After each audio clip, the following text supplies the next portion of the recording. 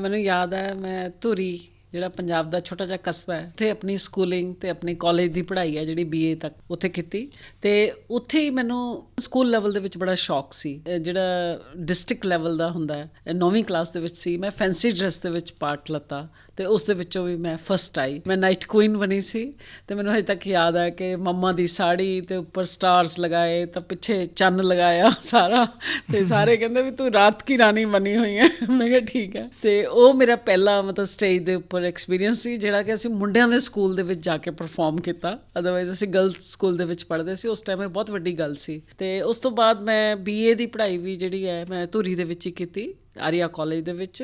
ਤੇ ਉੱਥੇ ਮੈਂ ਆਪਣੇ ਡਰਾਮੈਟਿਕ ਕਲੱਬ ਦੀ ਪ੍ਰੈਜ਼ੀਡੈਂਟ ਬਣੀ ਕਿ ਮੈਨੂੰ ਸ਼ੌਕ ਸੀ ਗਿੱਧੇ ਦਾ, ਭੰਗੜੇ ਦਾ, ਐਕਟਿੰਗ ਕਰਨ ਦਾ ਹਲਕਾ ਸ਼ੌਕ ਇਹ ਸ਼ੁਰੂ ਤੋਂ ਹੀ ਸੀਗਾ। ਤੇ ਜਦ ਮੈਂ BA ਦੇ ਵਿੱਚੋਂ ਆ ਕੇ ਉਰੇ ਪਟਿਆਲੇ ਐਡਮਿਸ਼ਨ ਲੈਣ ਆਈ ਮਹਿੰਦਰਾ ਕਾਲਜ ਦੇ ਵਿੱਚ ਪੋਲੀਟੀਕਲ ਸਾਇੰਸ ਦੀ MA ਕਰਨ ਲਈ, ਤਾਂ ਮੈਂ ਆਪਣੇ ਫਾਦਰ ਨਾਲ ਆਈ ਤਾਂ ਮੈਂ ਮਾਹੌਲ ਦੇਖਿਆ ਤਾਂ ਮੈਂ ਕਿਹਾ ਡੈਡੀ ਮੈਂ ਸ਼ਾਇਦ ਇੱਥੇ ਨਹੀਂ ਰਹਿ ਸਕੂੰਗੀ ਪਟਿਆਲੇ। ਕਹਿੰਦੇ ਕਿਉਂ? ਮੈਂ ਕਿਹਾ ਇੱਥੇ ਤਾਂ ਬਹੁਤ ਹੋਰ ਤਰ੍ਹਾਂ ਦਾ ਕਰਾਊਡ ਹੈ, ਵੀ ਮੈਂ ਵੈਮਨ ਕਾਲਜ ਪੜ੍ਹੀ ਹਾਂ ਤੇ ਆਪਾਂ ਕਿਤੇ ਹੋਰ ਤਰ੍ਹਾਂ ਟਰਾਈ ਕਰੀਏ। ਤੇ ਉਹ ਕਹਿੰਦੇ ਟਰਾਈ ਕਿੱਥੇ ਕਰਨਾ ਤੂੰ? ਮੈਂ ਕਿਹਾ ਵੀ ਮੈਂ ਪੰਜਾਬ ਯੂਨੀਵਰਸਿਟੀ ਟਰਾਈ ਕਰ ਸਕਦੀ ਹਾਂ। ਦੈਨ ਸਾਨੂੰ ਮਤਲਬ ਗੱਲਾਂ ਕਰਦੇ ਕਰਦੇ ਕਿਸੇ ਫਰੈਂਡ ਨੇ ਦੱਸਿਆ ਕਿ ਪੰਜਾਬ ਯੂਨੀਵਰਸਿਟੀ ਦੇ ਵਿੱਚ ਵੀ ਇੱਕ ਥੀਏਟਰ ਡਿਪਾਰਟਮੈਂਟ ਹੈ, ਤੁਸੀਂ ਉਹ ਜੁਆਇਨ ਕਰ ਸਕਦੇ ਹੋ ਚੰਡੀਗੜ੍ਹ। ਦੈਨ ਮੇਰੇ ਡੈਡ ਜਦ ਜਾ ਕੇ ਬਲਵੰਤ ਗਾਰਗੀ ਨੂੰ ਮਿਲੇ ਤਾਂ ਉਹਨਾਂ ਨੇ ਕਿਹਾ ਕਿ ਇਹ ਕੋਰਸ ਤਾਂ ਬੈਸਟ ਹੈ। ਉਹਨਾਂ ਨੇ ਪੂਰਾ ਬ੍ਰੇਨ ਵਾਸ਼ ਕਰ ਦਿੱਤਾ ਡੈਡੀ ਦਾ। ਤੇ ਮੇਰਾ ਵੀ ਇੰਟਰਸਟ ਸੀ ਤੇ ਲੇਕਿਨ ਅੰਦਰੋਂ ਮੈਂ ਡਰਦੀ ਸੀ ਕਿ ਸ਼ਾਇਦ ਮੇਰੇ 'ਚ ਇੰਨਾ ਕੌਨਫੀਡੈਂਸ ਨਹੀਂ ਹੈ ਕਿ ਮੈਂ ਕਰ ਪਾਊਂਗੀ। ਤੇ ਮੈਂ ਫਿਰ ਮਤਲਬ ਵੀ ਆਪਣੇ ਮਨ ਨੂੰ ਇਕੱਠਾ ਕੀਤਾ ਵੀ ਜੇ ਮੈਂ ਕਰਨਾ ਹੀ ਹੈ ਤੇ ਮੇਰਾ ਸ਼ੌਕ ਵੀ ਹੈ ਤੇ ਮੈਂ ਇੱਧਰ ਹੀ ਕਰਾਂ। ਇਹ ਹਿਸਟਰੀ ਪੋਲੀਟੀਕਲ ਸਾਇੰਸ ਦੀ MA ਕਰਨ ਨਾਲੋਂ ਬੈਟਰ ਹੈ ਕਿ ਮੈਂ ਡਰਾਮੇ ਦਾ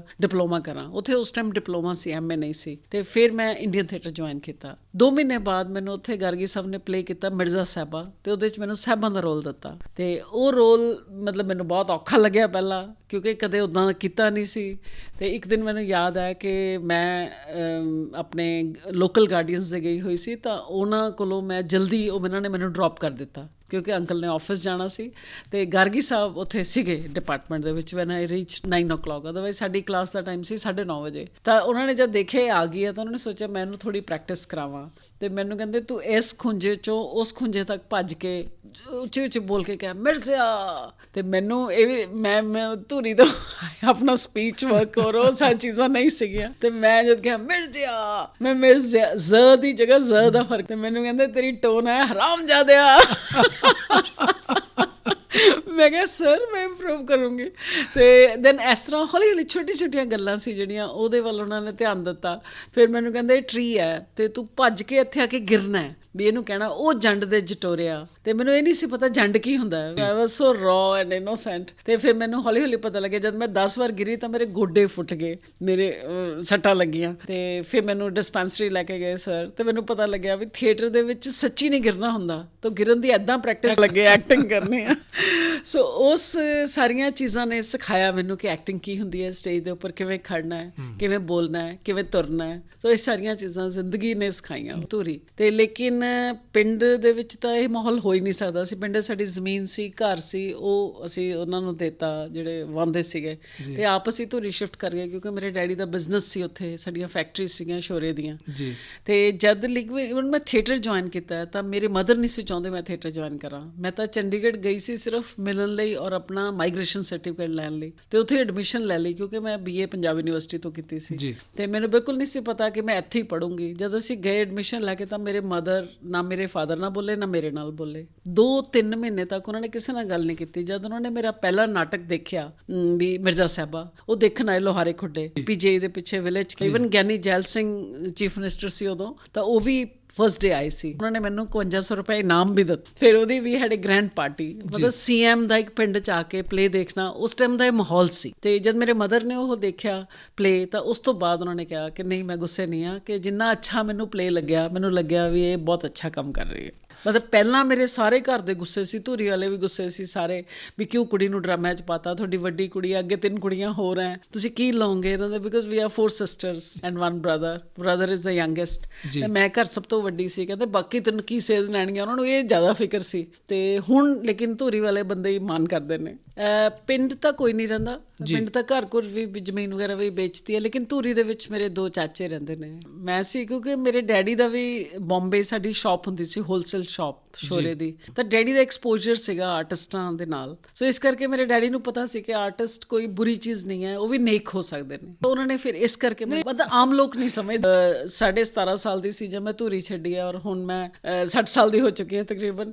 ਤੇ ਲੇਕਿਨ ਉਦੋਂ ਤੋਂ ਅੱਜ ਤੱਕ ਮੈਂ ਇਹੀ ਕਿਹਾ ਕਿ ਮੇਰੀ ਡਿਗਨਿਟੀ ਨਹੀਂ ਨੀਚੇ ਹੋਣੀ ਚਾਹੀਦੀ ਜੇ ਮੈਂ ਥੀਏਟਰ ਕਰ, ਕਿਉਂਕਿ ਜਿਹੜੀ ਗੱਲ ਲਈ ਮੈਨੂੰ ਘਰਦਿਆਂ ਨੇ ਕਿਹਾ ਸੀ ਤੇ ਮੈਂ ਉਹ ਡਿਗਨਿਟੀ ਨਹੀਂ ਲੂਜ਼ ਹੋਣ ਦੇਣੀ ਥੀਏਟਰ ਦੇ ਵਿੱਚ, ਨਾ ਕੋਈ ਉੱਦਾਂ ਦਾ ਰੋਲ ਕਰਨਾ ਤੇ ਨਾ ਕੋਈ ਆਪਣੀ ਪਰਸਨੈਲਿਟੀ। ਤੇ ਮੈਂ ਚੰਡੀਗੜ੍ਹ ਤੋਂ ਪੰਜਾਬ ਯੂਨੀਵਰਸਿਟੀ ਤੋਂ ਡਿਪਲੋਮਾ ਕੀਤਾ, ਉੱਥੇ ਉਸ ਟਾਈਮ ਡਿਪਲੋਮਾ ਹੀ ਸੀ। ਦੈਨ 2 ਸਾਲ ਉੱਥੇ ਦੀ ਰੈਪਰਟਰੀ ਸੀ। ਰੈਪਰਟਰੀ ਦੇ ਵਿੱਚ ਅਸੀਂ ਗਾਰਗੀ ਸਾਹਿਬ ਨਾਲ ਕਈ ਨਾਟਕ ਕੀਤੇ, ਕੇਸਰੋ, ਮੁਕਤਧਾਰਾ, ਬਲਰਾਜ ਪੰਡਿਤ ਆਏ ਸੀ ਤੇ ਬਜਾਜ ਸਾਹਿਬ ਆਏ ਸੀ, ਪੌਨ ਤੜਾਗੀ ਕੀਤਾ। ਤੇ ਉਹ ਨਾਟਕ ਇੰਨੇ ਅੱਛੇ ਸੀ, ਲਾਈਕ ਕੇਸਰੋ ਦੇ ਮੈਂ 80 ਸ਼ੋਜ਼ ਕੀਤੇ ਸਾਰੇ ਪੰਜਾਬ ਦੇ ਵਿੱਚ ਉਸ ਟਾਈਮ ਜਿਹੜਾ ਪੰਜਾਬ ਗਵਰਨਮੈਂਟ ਦਾ ਕੈਲੰਡਰ ਸੀ 78 ਦਾ, ਉਹਦੇ ਤੇ ਮੇਰੀ ਫੋਟੋ ਛਪੀ ਹੋਈ ਸੀ। ਇੰਨਾ ਇਸ ਪਲੇ ਦਾ ਇੰਪੈਕਟ ਸੀ। ਤੇ ਉਹ ਸਾਰਾ ਕੁਝ ਕਰਨ ਤੋਂ ਬਾਅਦ ਜਦ ਰੈਪਰਟਰੀ ਆਤਮਾ ਸਿੰਘ ਮਿਨਿਸਟਰ ਆਏ ਤਾਂ ਉਹਨਾਂ ਨੂੰ ਕੁਝ ਅੱਛਾ ਨਹੀਂ ਲੱਗਿਆ, ਉਹਨਾਂ ਨੇ ਤੋੜ ਦਿੱਤੀ ਉਹ ਰੈਪਰਟਰੀ। ਤਾਂ ਉਸ ਤੋਂ ਬਾਅਦ ਜਿਹੜੇ ਅਸੀਂ ਸਾਰਿਆਂ ਨੇ ਸੋਚ ਕੇ ਕੀਤਾ ਹੋਇਆ ਸੀ ਕੰਮ, ਵੀ ਅਸੀਂ ਚੰਨ ਪਰਦੇਸੀ ਫਿਲਮ ਦੀ ਸਟੋਰੀ, ਬਲਦੇਵ ਗਿੱਲ ਸੀ ਉੱਥੇ, ਅਸੀਂ ਬੈਠ ਕੇ ਪਲਾਨ ਕਰਦੇ ਹੁੰਦੇ, ਜੋਗਾ ਚੀਮਾ ਦੋਨੇ, ਚੀਮਾ ਸਟੂਡੀਓ ਵਾਲੇ, ਤਾਂ ਅਸੀਂ ਸਾਰੇ ਪਲਾਨ ਕਰਦੇ ਸੀ ਵੀ ਇਹਨੂੰ ਇੱਦਾਂ ਕਰੀਏ, ਸਾਰੇ ਆਪ ਰੋਲ ਵੰਡੇ ਹੋਏ ਸੀ। ਲੇਕਿਨ ਜਦ ਬਲਦੇਵ ਗਿੱਲ ਤੇ ਚੀਮਾ ਸਾਹਿਬ ਸਟੋਰੀ ਲੈ ਕੇ ਬੰਬੇ ਗਏ ਤਾਂ ਉਹ ਕਹਿੰਦੇ ਵੀ ਤੁਸੀਂ ਇੱਦਾਂ ਲੋਕਲ ਆਰਟਿਸਟ ਨਹੀਂ ਲੈ ਸਕਦੇ, ਤੁਸੀਂ you have to take professional artist. ਤਾਂ ਫਿਰ ਉਹਨਾਂ ਨੇ ਰਾਜ ਬੱਬਰ, ਅਮਰੀਸ਼ ਪੁਰੀ, ਕੁਲਭੂਸ਼ਣ ਖਰਬੰਦਾ ਜੀ ਨੂੰ ਕੰਟੈਕਟ ਕੀਤਾ। ਦੈਨ ਮੇਰਾ ਰੋਲ ਰੈਪਰਟਰੀ 'ਚ ਵੀ ਉੱਥੇ ਇਹੀ ਸੀਗਾ, ਚੰਨੀ, ਚੰਨ ਪਰਦੇਸੀ ਦੀ ਚੰਨੀ, ਤੇ ਬੰਬੇ ਜਾ ਕੇ ਵੇ ਹੀ ਰਿਹਾ। ਉਹਨਾਂ ਨੂੰ ਲੱਗਿਆ ਵੀ ਇਹੀ ਰੋਲ ਇਹਦੇ ਲਈ ਲਿਖਿਆ ਗਿਆ ਹੈ। ਤਾਂ ਇਸ ਕਰਕੇ ਫਿਰ ਮੈਂ ਉਹ ਫਿਲਮ ਸ਼ੁਰੂ ਹੋ ਗਈ ਤੇ ਮੈਨੂੰ ਇਹ ਸੀਗਾ ਵੀ ਹੁਣ ਮੈਂ ਥੀਏਟਰ ਹੀ ਕਰ ਸਕਦੀ ਹਾਂ, ਹੋਰ ਤਾਂ ਕੁਝ ਕਰ ਨਹੀਂ ਸਕਦੀ। ਤੇ ਮੇਰਾ ਬਹੁਤ ਮਨ ਹੋਇਆ ਕਿ ਮੈਂ NSD ਐਡਮਿਸ਼ਨ ਲੈ ਲਾਂ, ਤੇ ਲੇਕਿਨ ਮੇਰਾ NSD ਦੇ ਵਿੱਚ ਮਾਹੌਲ ਨਹੀਂ ਸੀ ਉਸ ਟਾਈਮ ਵੀ ਮੈਂ ਜਾ ਸਕਾਂ NSD। ਤਾਂ ਮੈਂ ਪੰਜਾਬੀ ਯੂਨੀਵਰਸਿਟੀ ਦੇ ਜੁਆਇਨ ਕਰ ਲਿਆ, ਕਿਉਂਕਿ ਬਲਰਾਜ ਜਿਹੜੇ ਰਾਮ ਗੋਪਾਲ ਬਜਾਜ ਹੈ ਉਹ ਇੱਥੇ ਉਹਨਾਂ ਨੇ ਡਾਇਰੈਕਟਰ ਜੁਆਇਨ ਕੀਤਾ। ਤਾਂ ਉਹਨਾਂ ਨੇ ਕਿਹਾ ਸੁਨੀਤਾ ਤੁਸੀਂ ਇੱਥੇ ਆ ਜਾਓ। ਜ਼ਬਰਦਸਤੀ ਮੈਨੂੰ ਚੰਡੀਗੜ੍ਹ ਤੋਂ ਪਟਿਆਲੇ ਲਿਆਏ, ਤੇ ਪਟਿਆਲੇ ਦੇ ਵਿੱਚ ਆ ਕੇ ਮੈਂ MA ਕੀਤੀ ਥੀਏਟਰ ਦੀ, ਫਿਰ ਮੈਂ MPhil ਕੀਤੀ। ਫਿਰ ਮੈਨੂੰ ਡਾਕਟਰ ਸਿਆਲ ਮਿਲੇ ਜਿਨ੍ਹਾਂ ਨੇ ਮੈਨੂੰ ਐਕਡੈਮਿਕਸ ਵੱਲ ਤੋਰਿਆ। ਉਹਨਾਂ ਨੇ ਕਿਹਾ ਠੀਕ ਹੈ, ਤੂੰ ਰੋਲ ਬਹੁਤ ਸੋਹਣੇ ਕਰਦੀ ਹੈ, ਥੀਏਟਰ ਦੇ ਵਿੱਚ ਕੰਮ ਵਧੀਆ ਕਰਦੀ ਹੈ, ਲੇਕਿਨ ਜੇ ਤੂੰ ਯੂਨੀਵਰਸਿਟੀ 'ਚ ਟੀਚਰ ਬਣਨਾ ਹੈ ਤਾਂ ਤੈਨੂੰ ਐਕਡੈਮਿਕਸ ਵੀ ਆਉਣੇ ਚਾਹੀਦੇ ਨੇ। ਤਾਂ ਉਹਨਾਂ ਨੇ ਮੈਨੂੰ ਪੜ੍ਹਾਇਆ, ਪੂਰਾ ਦੱਸਿਆ ਕਿ ਥੀਏਟਰ ਨੂੰ ਐਕਡੈਮਿਕਸ ਕਿਵੇਂ ਅਡੈਪਟ ਕਰਨੇ ਨੇ। ਦੈਨ ਮੈਂ MPhil ਔਰ PhD ਲਈ, MPhil ਤੋਂ ਬਾਅਦ ਮੈਂ ਅਪਲਾਈ ਕੀਤਾ, PhD ਲਈ ਰਜਿਸਟ੍ਰੇਸ਼ਨ ਕਰਾਈ, ਤੇ ਮੈਂ ਫਿਰ ਅਮਰੀਕਾ ਦਾ ਸਕਾਲਰਸ਼ਿਪ ਵੀ ਅਪਲਾਈ ਕੀਤਾ through United state education foundation in India, Hailey road ਤੇ ਹੈ ਦਿੱਲੀ। ਸੋ ਉੱਥੋਂ ਫਿਰ ਮੈਨੂੰ ਇਹ ਸਕਾਲਰਸ਼ਿਪ ਮਿਲਿਆ। ਮੈਂ ਐਕਚੁਅਲੀ 5 ਸਾਲ ਦਾ ਸਕਾਲਰਸ਼ਿਪ ਲੈਣਾ ਚਾਹੁੰਦੀ ਸੀ, ਫੁੱਲ ਬ੍ਰਾਈਟ, ਲੇਕਿਨ ਮੇਰੇ ਕੋਲ ਸਾਇੰਸ ਔਰ ਮੈਥ 'ਚ ਮੇਰੀ ਬੈਕਗਰਾਊਂਡ ਨਹੀਂ ਸੀ, ਤਾਂ ਆਰਟਸ ਦੀ ਸੀ। ਤਾਂ ਉਹਨਾਂ ਨੇ ਮੈਨੂੰ ਜੁਆਇੰਟ ਡਾਕਟੋਰਲ ਰਿਸਰਚ ਅਵਾਰਡ 1 ਸਾਲ ਦਾ ਫੁੱਲ ਪੇਡ ਸੀ ਜਿਹੜਾ ਉਹ ਦਿੱਤਾ ਗਿਆ। ਤੇ 88 'ਚ ਮੈਂ ਅਮਰੀਕਾ ਗਈ, ਉੱਥੇ ਫਿਰ ਮੈਂ ਆਪਣੀ PhD ਦਾ ਜਿਹੜਾ ਸਾਰਾ ਟੌਪਿਕ ਸੀ, ਮੇਰੇ ਵੈਸਟਰਨ ਸਟਾਈਲ ਸੀ, ਉਹਨੂੰ ਮੈਂ ਸੋਧਿਆ ਪੂਰਾ। ਤੇ ਉੱਥੇ ਦੇ ਡਿਪਾਰਟਮੈਂਟ ਦੇ ਵਿੱਚ, ਯੂਨੀਵਰਸਿਟੀ ਆਫ ਹਵਾਈ ਡਰਾਮਾ ਡਿਪਾਰਟਮੈਂਟ ਦੇ ਵਿੱਚ ਮੈਂ 3 ਕੋਰਸ ਹੈ ਆਡਿਟ ਕੀਤੇ, ਉੱਥੇ ਲਗਾਏ। ਉਹ ਮੈਨੂੰ ਪਤਾ ਲੱਗਿਆ ਕਿ ਉਹ ਥੀਏਟਰ ਨੂੰ ਕਿੰਨਾ ਸੀਰੀਅਸਲੀ ਲੈਂਦੇ ਨੇ। ਤੇ ਉਸ ਤੋਂ ਬਾਅਦ ਉਹ ਜਿਹੜੀਆਂ ਚੇਂਜਸ ਸੀ ਇਨਸਰਟ ਕਰਕੇ ਫਿਰ ਮੈਂ ਥੀਸਿਸ ਸਬਮਿਟ ਕੀਤਾ, ਤੇ ਉਸ ਨੂੰ ਫਿਰ ਸੋਧ ਕੇ ਫਿਰ ਬੁੱਕ ਰਿਲੀਜ਼ ਕੀਤੀ ਜਿਸ ਦਾ ਨਾਮ ਰੱਖਿਆ ਸਟਾਈਲਸ ਆਫ ਥੀਏਟਰ।